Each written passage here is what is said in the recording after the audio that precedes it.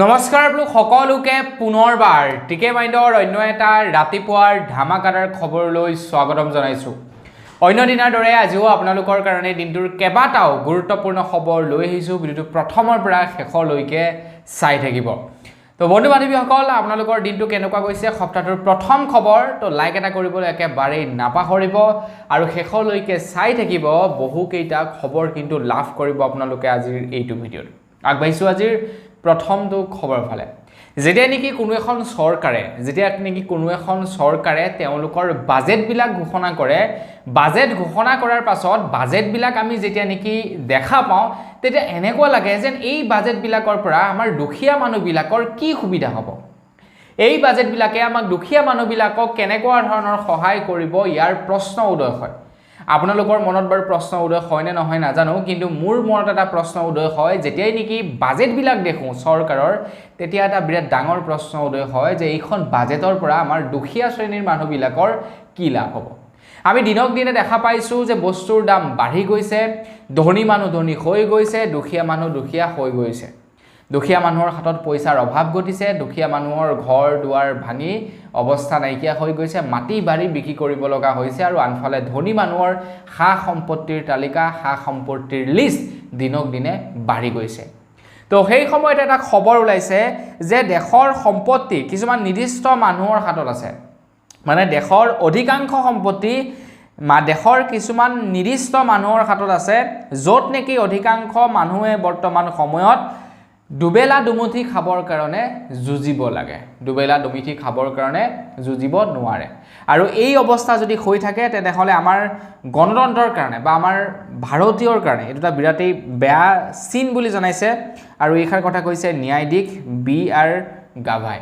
মানে বন্ধু বান্ধৱীসকল, আমাৰ বৰ্তমান সময়ত ভাৰতবৰ্ষৰ কথা যদি চাবলৈ যায়, ভাৰতবৰ্ষৰ 99% সম্পত্তি 1% মানুহৰ হাতত আছে, আৰু বাকী 1% সম্পত্তি বাকী 99% মানুহৰ হাতত আছে। এতিয়া এই 1% মানুহৰ ভিতৰত কোন পৰে? যেনে মুকেশ আম্বানী, ৰতন টাটা, অনিল আম্বানী, এইবিলাক যিবিলাক ধনী ধনী মানুহ, তো তেওঁলোকৰ ওচৰত গোটেই ভাৰতবৰ্ষৰ হয়তো 99% সা সম্পত্তি আছে, বাকী 1% সা সম্পত্তিহে বাকী 99% মানুহৰ হাতত আছে। আৰু যাৰ কাৰণে নেকি বৰ্তমান সময়ত ধনী সদায় ধনী হৈ গৈ আছে, দুখীয়া সদায় দুখীয়া। যেতিয়াই নেকি কিবা কিবি নিয়ম কানুনবিলাক উলিয়ায়, এনেকুৱা লাগে যেন সেই নিয়মবিলাক সেই ধনী ব্যক্তিবিলাকৰ কাৰণেহে প্ৰস্তুত কৰিছে। হয়নে নহয়, মোৰ কথাত এগ্ৰী হয়নে নহয়, কমেণ্ট এটা কৰি জনাব। আগবাঢ়িছো ইয়াৰ পাছৰটো খবৰ ফালে। 2026 চনত বিধানসভাৰ নিৰ্বাচন, 2026 চনৰ বিধানসভা নিৰ্বাচন এইবাৰ বিৰাটেই সাংঘাতিক হ'ব আমাৰ অসমত। এইবাৰ 2026 চনৰ বিধানসভা নিৰ্বাচনত অসমত বিজেপি আৰু বিৰোধী পাৰ্টিৰ সাংঘাতিক টক্কৰ হ'ব যেন মোৰ অনুমানে কৈছে, মানে মোৰ ছিক্স চেন্সে কৈছে যে আমাৰ অসমত এইবাৰ বিজেপি আৰু কংগ্ৰেছৰ সাংঘাতিক ৰকমে টক্কৰ হ'ব যেন মোৰ ছিক্স চেন্সে কৈছে। কোনে জিকিব কোনে হাৰিব সেইটোৰ ওপৰত মই আপোনালোকক ক'বলৈ একো নাযাওঁ। আপোনালোকৰ যদি কিবা আইডিয়া আছে কোন জিকিব পাৰে, কমেণ্ট এটা কৰি জনাব। কিন্তু বন্ধু বান্ধৱীসকল, 2026 চনৰ কংগ্ৰেছৰ মুখ্যমন্ত্ৰী পদৰ প্ৰাৰ্থী হয়তো হ'ব পাৰে গৌৰৱ গগৈ। খবৰ লোৱা অনুসৰি 2026 চনত গোলাঘাটৰ পৰা হয়তো গৌৰৱ গগৈয়ে নিৰ্বাচন খেলিব পাৰে বুলি জনাইছে। গোলাঘাট সমষ্টিৰ পৰা হয়তো নিৰ্বাচন খেলিব গৌৰৱ গগৈয়ে। বৰ্তমান সময়ত গৌৰৱ গগৈ হৈছে বিৰোধী দলৰ উপদলপতি, লোকসভাৰ তেখেত বিৰোধী দলৰ উপদলপতি। গতিকে তেনেক্ষেত্ৰত তেখেত কিন্তু 2026 চনৰ বিধানসভা নিৰ্বাচনৰ তেখেত হয়তো এজন মুখ্যমন্ত্ৰী পদৰ প্ৰাৰ্থী হ'ব পাৰে। আৰু তেখেতক লৈ যদি মুখ্যমন্ত্ৰীৰ কেম্পেইন চলায় কংগ্ৰেছে, তেন্তে তেওঁলোকৰ কিন্তু অকণমান হ'লেও পজিটিভ চাইন আহিব। যদি ভূপেন বৰাক আগত ৰাখি নিৰ্বাচনৰ প্ৰচাৰ চলায়, মোৰ মতে যিমান ফলপ্ৰসূ হ'ব, তাতকৈ যদি গৌৰৱ গগৈক মুখৰ আগত ৰখায় বা সন্মুখত ৰখায় নিৰ্বাচনৰ প্ৰচাৰ চলায়, মোৰ মতে অলপ হ'লেও বেছি তেওঁলোকৰ জিকাৰ চান্সেছটো আহিব। হয়নে নহয়, কমেণ্ট কৰি জনাব। আগবাঢ়িছো ইয়াৰ পাছৰটো খবৰ ফালে। ইয়াৰ পাছৰ খবৰটো ওলাইছে বিহাৰৰ পৰা। খবৰ ওলাইছে বিহাৰত নিৰ্মীয়মান এখন দলং খহি পৰে বুলি জনাইছে। মানে বনাই আছিলে, দলংখন বনাই থকাৰ মাজতেই দলংখন খহি পৰে বুলি খবৰ ওলাইছে। আৰু সেই দলংখন গংগা নদীৰ ওপৰত বনোৱা হৈছে এতিয়ালৈকে প্ৰায় তিনিবাৰ খহি পৰিছে সেই দলংখন এতিয়ালৈকে সেই দলংখন বনাবৰ বাবে প্ৰায় 1710 কোটি টকা খৰচা কৰি পেলাইছে বুলি খবৰ ওলাইছে তো বন্ধু বান্ধৱীসকল চাওকচোন প্ৰকৃতিৰ লীলা বনাই আছে ইমান কোটি টকা খৰচা কৰি তাৰ পাছতো কিন্তু কি হৈ গৈছে ভাঙি পৰি গৈছে আগবাইছো ইয়াৰ পাছৰটো খবৰ ফালে খবৰ ওলাইছে দেশত আকৌ এবাৰ এটা ৰেল দুৰ্ঘটনা হৈছে বুলি খবৰ ওলাইছে খবৰ লোৱা অনুসৰি দেশত পুনৰ ৰেল দুৰ্ঘটনা এইবাৰ উত্তৰ প্ৰদেশত লাইনচ্যুত হৈ সবৰমতী এক্সপ্ৰেছৰ 20টাকৈ ডবা পুৱতি নিশা 2:30 বজাত কানপুৰ ষ্টেচনৰ কাষত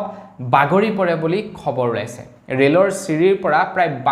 20টা ডবা খহি পৰে বুলি জনাইছে আমাৰ ভাৰতবৰ্ষত দিনক দিনে ৰেল দুৰ্ঘটনাৰ সংখ্যা বৃদ্ধি পাবলৈ ধৰিছে কিন্তু এই ৰিসেন্টলি যিখন নেকি বাজেট ঘোষণা কৰি গল কেন্দ্ৰ চৰকাৰৰ তো এই বাজেটখনত আমি তেনেকুৱা একো বিশেষ পদক্ষেপ দেখা নাপালো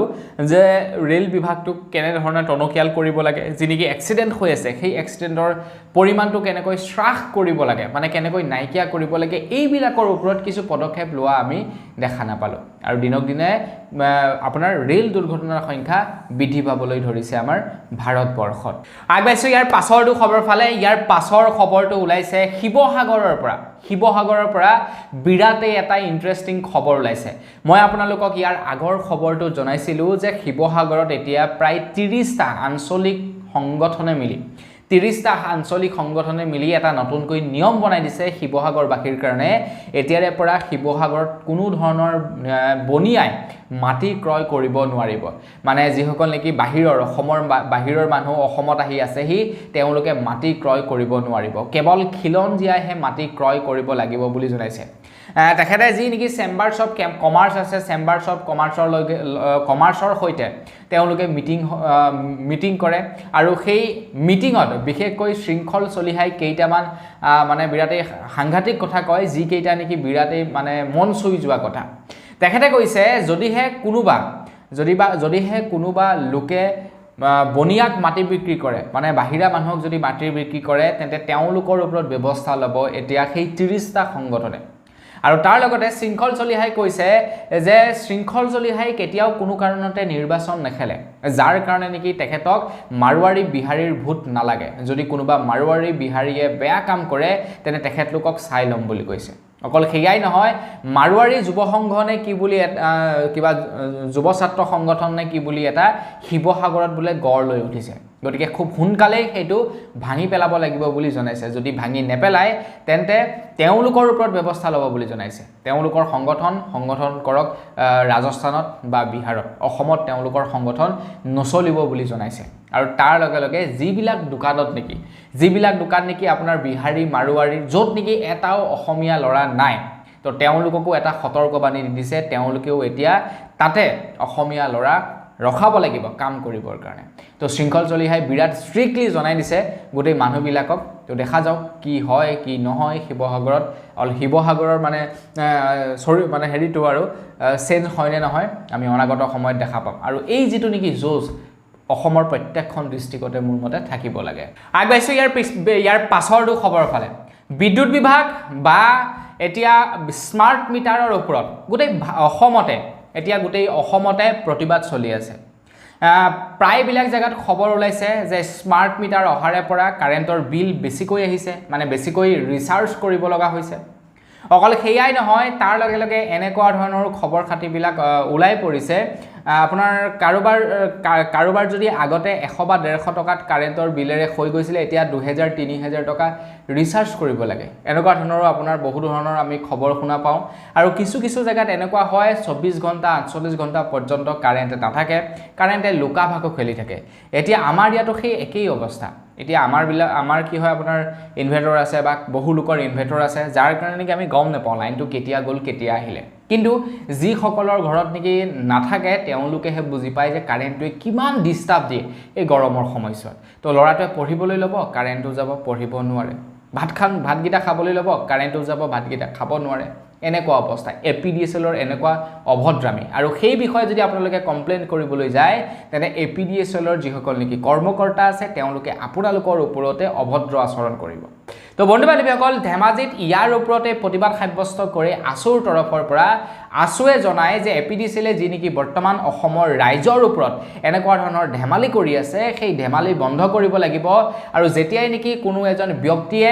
APDSLৰ অফিচত যেতিয়া কমপ্লেইন দিবলৈ আহে আৰু সেই কমপ্লেইনটৰ বিপৰীতে সেই কনজিউমাৰজনক যে যি নেকি অভদ্ৰ আচৰণ কৰে সেয়া বন্ধ কৰিব লাগিব নহলে কিন্তু আছুৰ তৰফৰ পৰা বেয়া ব্যৱস্থা ল'ব বুলি জনাইছে মোৰ মতে অলপমান শিক্ষা দিব লাগে সেইবিলাক কৰ্মচাৰীক যিবিলাকে নেকি অলপমান অভদ্ৰ আচৰণ কৰে আগবাইছো ইয়াৰ পাছৰটো খবৰ ফালে ইয়াৰ পাছৰ খবৰটো ওলাইছে কোকৰাঝাৰৰ পৰা তো খবৰ ওলাইছে যে কোকৰাঝাৰত বোলে এখন বিদ্যালয়ৰ পৰা 200 মিটাৰ দূৰত্বত এখন ওয়াইন শ্বপ বহাবৰ বাবে অনুমতি প্ৰদান কৰিছে বুলি জনাইছে আৰু এই অনুমতি দিয়াক লৈ বৰ্তমান সময়ত উত্তপ্ত হৈ আছে কোকৰাঝাৰ তো খবৰ লোৱা অনুসৰি বিদ্যালয়ৰ পৰা 200 মিটাৰ নিলগত খুৰাৰ বিপণীৰ যিকি লাইসেন্স হেয়া বাতিল কৰাৰ দাবীত আমচুকে ধৰি আটাচুকে ধৰি কেবাটাও সংগঠনে মিলি প্ৰতিবাদ সাব্যস্ত কৰে তেওঁলোকে আপোনাৰ কমপ্লেইন কৰি আহিছে যে তাতে যিখন নেকি ওয়াইন শ্বপ বহাইছে সেইখন উঠাই দিব লাগে ওয়াইন শ্বপখনৰ যি নেকি অনুজ্ঞাপত্ৰ সেয়া বাতিল কৰিব লাগে কিন্তু বাতিল কৰা নাই ওয়াইন শ্বপখনৰ কামকাজ আৰম্ভ হৈ আছে বা ওয়াইন শ্বপখন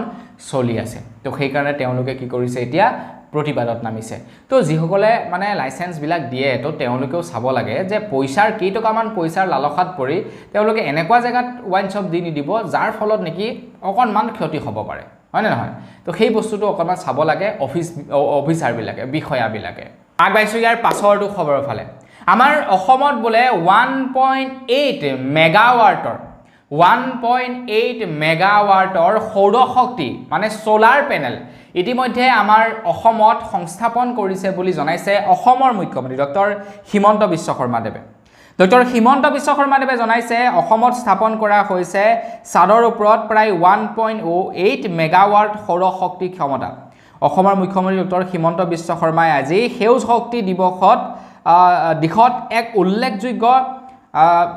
ঘোষণা আগবঢ়াই বুলি জনাইছে তো বন্ধু বান্ধৱীসকল বৰ্তমান সময়ত আপোনাৰ যি নেকি অসম ভাৰত চৰকাৰৰ এক অভিলাষী আঁচনি আছে সূৰ্য ঘৰ যোজনা তো এই আঁচনিখনৰ অধীনত আপোনালোকেও আপোনালোকৰ ছাদত